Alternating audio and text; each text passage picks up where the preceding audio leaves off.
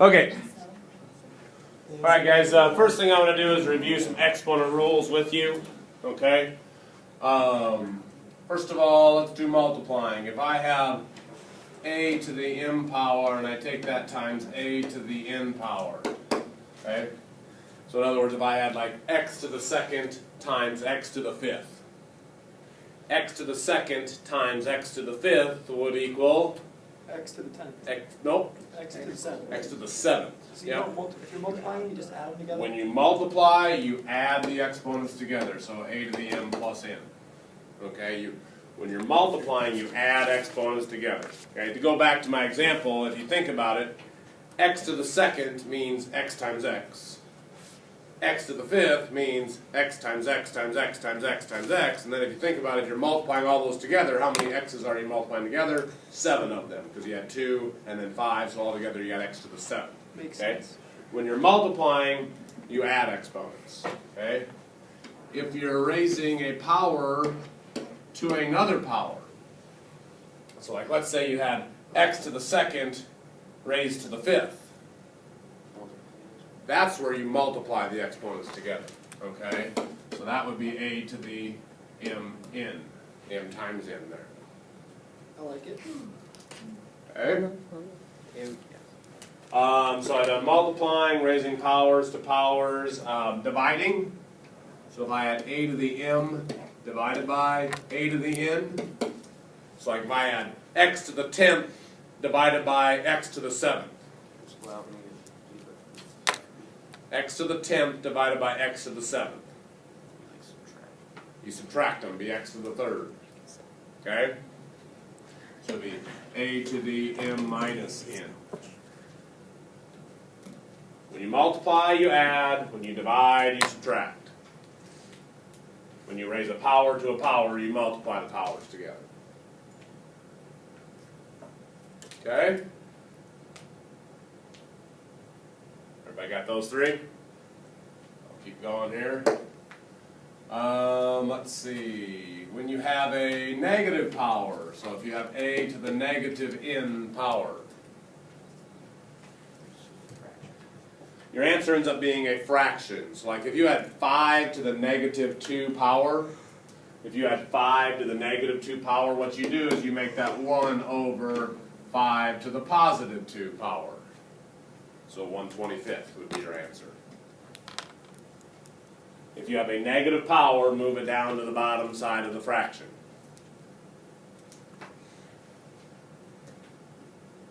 And I guess on that same note, if you have a negative power in the bottom of the fraction, move it to the top where it just becomes a to the positive end. Okay?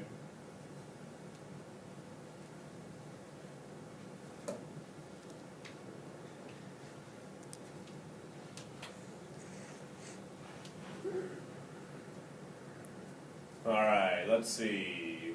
What else? Oh, a product raised to a power. It's like if I have a times b raised to the n power. Anytime you have a product or multiplication being raised to a power, you raise them both to that power. So you'll take a to the n power times b to the n power.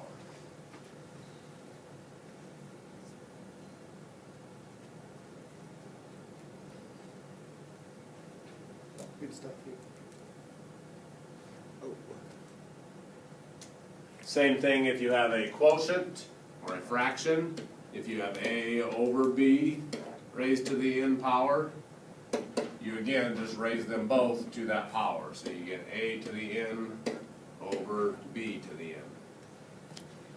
A to the n.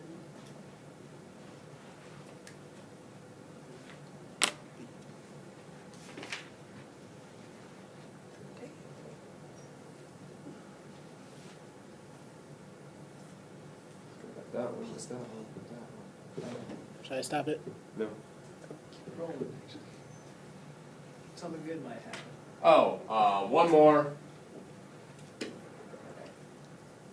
What is anything raised to the 0th power equal to? 0. 1. It is 1. 1, yeah. Oh, it's why would it be 1 then? Told you. Because Explain. you're not raising it at all. Oh. Okay. So These were all of your exponent rules from I believe it's chapter 8 in Algebra 1. Okay, you've done all these before. I know it's been a little while for some of you. Look at these rules over here a second.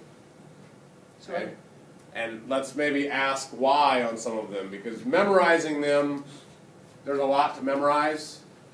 And maybe after I show you why, you might understand the rule a little better. Just be common practice. Questions, Steve? So, yeah, so when you do an a to the 0th power, is it one quantity or just the number 1? The number 1. All right. Let me show you a little bit why there. All right. Okay. I like that. What's 3 to the first power equal? 3. What's 3 to the second equal? 9. What's 3 to the third equal? 27. Yeah. Okay? And as I would keep going, if I go 3 to the 4th, 3 to the 5th, 3 to the 6th, I just would have to keep multiplying by another 3, right? So Right. 27 times 3 would give me 81, 81 times 3 would give me When you 243. go down, you're always taking away another. When you're going backwards, when you're coming down, 3 to the third was this, 3 to the second, you divide by 3, 3 to the first, you divide by 3, 3 to the 0th, divide this by 3, and you get 1. All right. 3 to the negative 1, divide that by 3, and you get 1/3. 3 to the negative 2 gives you 1/9, and so on. I see it now. So it just continues. I could do this with any number, and no matter what, when I get to this number, the 4 to the 0, 5 to the 0, 6 to the 0, that answer will always just be 1. X to the 0th, 1. A million to the 0th, 1. The only number you can't raise to the 0th power and get 1 is 0 itself. 0 to the 0th is undefined. Where's the 0? Okay? Okay on that? Better explanation, Steve? Yes. Okay? Any of the other rules, guys, if you're looking at them, you're not, yeah, maybe you have a question on them, I can demonstrate a little bit as to why. I feel like it's simple enough. Just want to get to practicing with it. Okay? How am I doing time-wise? 7 minutes, I'll keep rolling 25 here. seconds. I'm going to do some examples with you. That's what I like.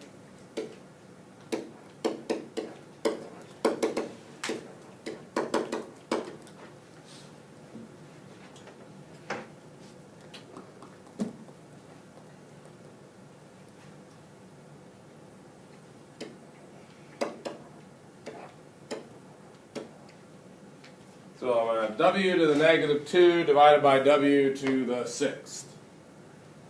Couple ways to do this problem. You can use multiple rules at any time. Some people like using certain rules better than other rules, so there's not always one right way to do this, okay? I want you to take w to the negative 2 divided by w to the 6th. What ideas might you guys have, Joey?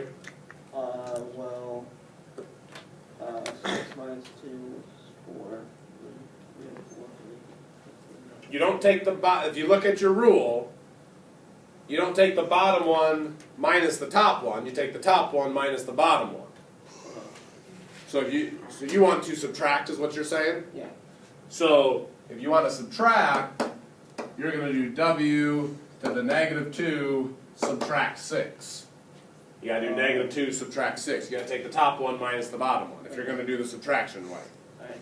Okay? Which this would be what then? Negative 8. W to the negative 8. But we don't leave negative exponents. I'll get you guys here in a second. You want to save your arms? Okay? You don't use negative exponents. W to the negative 8 becomes 1 over W to the positive 8, and that would be your answer. Doing it that way. Alright. Okay, Steve? Would you just flip-flop them? So put the W. Can't flip-flop them. You can move the negative one Yeah. down to the bottom. So would you have 1 and then W to the second, or would you kind of make like an equation out of it almost on the bottom? So like you'd have 1 on the top, and then this, and then you move the other one down to the bottom. So it'd be like. Because this has a negative power, you can move it down to the bottom, like this. Yeah. Don't move the other one, because it's got a positive power. Don't move them if they have positive powers. Just move the negatives to make them become positives. Now you have 1 over the product here, and when you multiply things together, what do you do with the exponents? W to the 8th. Add them, so you get 1 over W to the 8th. Both methods are perfectly fine. Nick, was that your statement too? Okay, yep, both ways work, both are good. Again, with your subtraction, Joey, make sure you're always taking the top number minus the bottom number, Okay. okay? So on the top one, you brought the W to the negative eighth down, right, to make it positive? Yes, yeah, on that last step. Yeah, you never want to leave negative exponents in your final answer. So if you have a negative exponent, move it to where it becomes positive, All right. okay? Any other questions on this one? Okay, let's give you another one. Am I still under my 15 minutes? 10 minutes, 37 seconds. All right.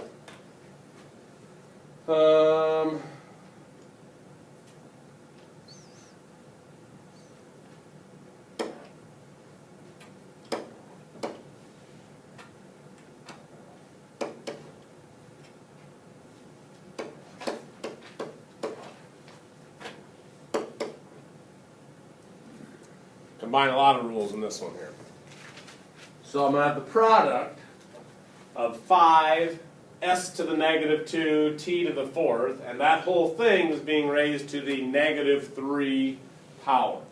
But can't you not do them because they're like terms? Because that one is 5s and then it's t. So would you just have to raise them both to the negative third power? And then Everything needs to be raised to the negative 3rd power. That's, on this one, I will tell you for sure, there are other ways to do this. But my best advice to you when you have a big product being raised to a power is to just raise everything to that power right away. So I got to raise the 5 to that power, I got to raise the s to the negative 2 to that power, I got to raise t to the fourth to that power. Okay? Just like, basically I'm following this rule right here, where I have a product raised to a power, I have to raise everything to that power. Okay? So I'm writing this out the long way here, guys, but really what you got is you have then 5 is going to be raised to the negative 3 power. S to the negative 2 has to be raised to the negative 3 power. And t to the fourth has to be raised to the negative 3 power. Okay? So if we do that, we get 5 to the negative third. S will be raised to the what? When you raise a power to a power, what do you do with those powers? You add them, Multiply. multiply, geez. Yep, so you'd have S to the 6th Silly Steve. and T to the negative 12, right? So 5 to the negative 3, S to the 6th, T to the negative 12. We can't leave negative powers in our answer, so we have some negative powers here. So you have to turn it into a fraction. We got to turn it into a fraction. The S to the 6th stays on top, Yeah. but on the bottom I'll have 5 to the 3rd and T to the 12th. You're almost done. Don't leave a number raised to a power. Go ahead and figure out what that number is. 5 times 5 times 5.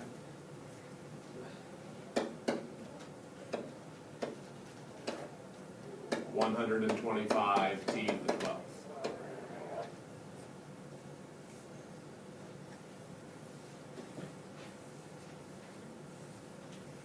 Okay? Makes sense.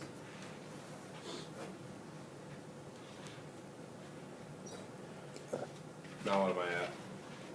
13 minutes, 45 seconds. Yeah, pause it, please.